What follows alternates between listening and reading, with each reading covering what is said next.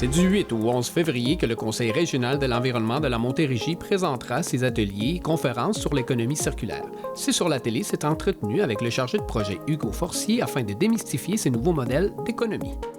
À mon avis, la façon la plus facile de le présenter, c'est de le mettre en comparaison avec l'autre modèle plus connu d'économie qui est actuellement le plus répandu dans notre système de production, qui est l'économie linéaire. Donc, depuis la fin de la Deuxième Guerre mondiale, c'est sur ce système-là qu'on roule. C'est un système qui se caractérise par pour consommer, que ce soit des aliments ou n'importe quel autre item dans la vie, des vêtements, des outils informatiques, peu importe, on extrait des ressources qu'on transforme, distribue, qu'on produit finalement, puis qu'on consomme, qu'on utilise, puis à la fin qu'on jette. Donc, on génère des déchets. Si on veut tendre vers la croissance économique, on est obligé de passer par une accélération de cette boucle-là, puis d'avoir une surconsommation de ressources d'un côté, puis de beaucoup de déchets générés de l'autre côté par la suite. Donc l'économie circulaire, où ça vient se placer là-dedans, c'est un système de production, d'échange et de consommation de ressources qui vise à optimiser l'utilisation de ces ressources-là. Puis à chacune des étapes du cycle de vie que j'ai énuméré tout à l'heure, donc extraction, transformation, distribution, consommation, etc. Le but, c'est d'adopter une logique qui est circulaire pour réduire l'empreinte environnementale. Des entreprises, en réalité, qui vont créer une synergie, une symbiose entre eux pour réduire le gaspillage et pour donc pouvoir minimiser cette empreinte environnementale, mais en même temps créer une économie aussi, qui est le but, n'est-ce pas? Exactement. Pour les entreprises, il y a plusieurs avantages. Pour les entreprises, mais pour la société aussi. Comme vous l'avez dit, ça permet de créer de la richesse parce qu'au lieu de voir les matières comme des déchets, on les voit comme des ressources.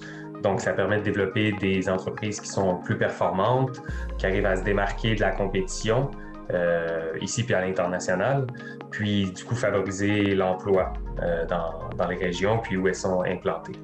Fait que, en ce sens-là, on peut dire que c'est un levier de croissance économique parce qu'en plus, qui dit entreprise innovante dit essor de nouveaux modèles d'affaires, développement de technologies, de produits plus économes en ressources qui peuvent faire bénéficier tout le monde.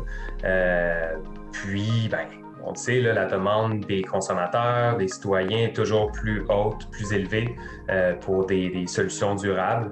Donc, les stratégies d'économie circulaire permettent de réduire les émissions de gaz à effet de serre, les impacts environnementaux qui sont liés au transport ou à la production. Et oui, si vous avez parlé d'écologie, d'échange de matières, d'échange de ressources, mais ce qui est intéressant de l'économie circulaire, c'est que ça englobe, oui, cette stratégie-là, mais aussi les étapes précédentes, donc même jusqu'à la conception du produit. On parle d'éco-conception. On est beaucoup là-dedans dans les emballages, particulièrement dans le monde alimentaire. Qui n'a pas acheté une boîte de biscuits à un moment donné dans sa vie, puis déballé l'emballage de plastique, après ça, ouvert la boîte. Il y avait un autre sac de plastique, puis un contenant, en tout cas. Mais on peut aussi utiliser d'autres stratégies pour optimiser l'utilisation des ressources. Donc, comme vous l'avez dit, partage de matières pour que les déchets d'une entreprise deviennent les matières premières d'une autre. Mais d'autres stratégies intéressantes, c'est le reconditionnement, l'entretien, la réparation, par exemple. Et ces stratégies-là peuvent être appliquées aux consommateurs, peuvent être appliquées à tous les types d'organisations, tous les types d'entreprises, donc qu'on soit une entreprise de services, une entreprise manufacturière, les commerçants, etc., etc.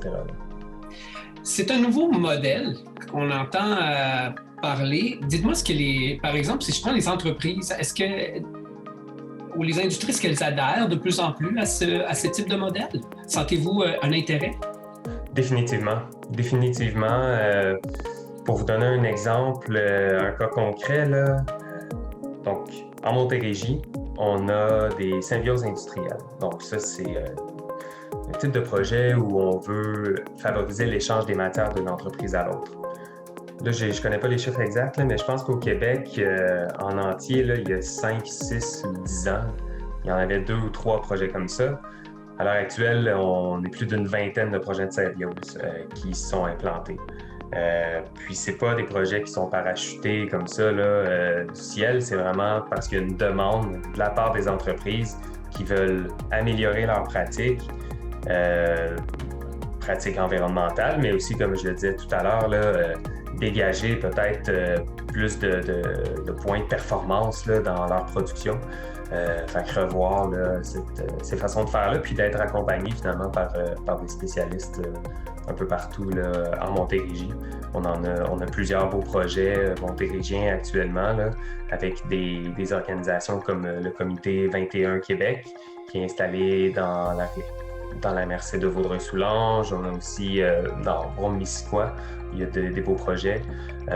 Nous-mêmes, au CRA Montérégie, on est porteurs d'une symbiose qui s'appelle Symbiose agroalimentaire Montérégie, qui s'adresse spécifiquement à la filière alimentaire de la région. La toute première édition de la Semaine montérégienne de l'économie circulaire se déroulera de façon virtuelle, proposant une série d'ateliers dont une panoplie d'intervenants et conférenciers du milieu de l'environnement.